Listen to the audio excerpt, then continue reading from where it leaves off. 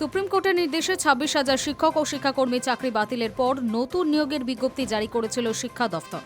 কিন্তু অভিযোগ ওঠে এসএসসি 2025-এর ওই বিজ্ঞপ্তি সুপ্রিম কোর্টের নির্দেশের পরিপন্থী। ওই বিজ্ঞপ্তিকে চ্যালেঞ্জ করে কলকাতা হাইকোর্টে মামলা দায়ের হয়। এই মামলায় দাগি অযোগ্য চাকরি প্রার্থীদের নিয়োগ প্রক্রিয়া থেকে বাদ দিতে হবে। সোমবার এসএসসির নতুন বিজ্ঞপ্তি নিয়ে রায় দিল কলকাতা হাইকোর্ট। বিচারপতি সৌগত ভট্টাচার্যের নির্দেশ, কোনো দাগি অযোগ্য প্রার্থী ইতিমধ্যেই যদি আবেদন করে থাকেন সেই আবেদনপত্র বাতিল করতে হবে। বস্তুত হাইকোর্ট স্পষ্টতই জানিয়ে দিয়েছে সুপ্রিম কোর্টের নির্দেশ মেনে নিয়োগ প্রক্রিয়া শেষ করতে হবে।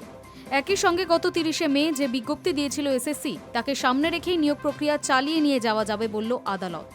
মামলাকারীদের দাবি, প্রায় 44,000 শূন্যপদের যে বিজ্ঞপ্তি প্রকাশ করা হয়েছে তা আইনসম্মত নয়।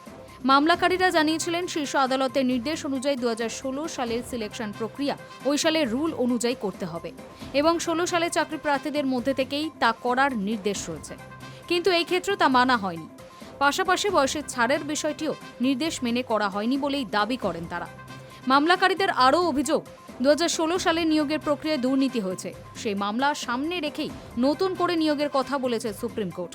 ফলে নতুন করে বাছাই প্রক্রিয়া হলে তা 2016 সালের নিয়োগ বিধি মেনেই হওয়া প্রয়োজন। Hi News network.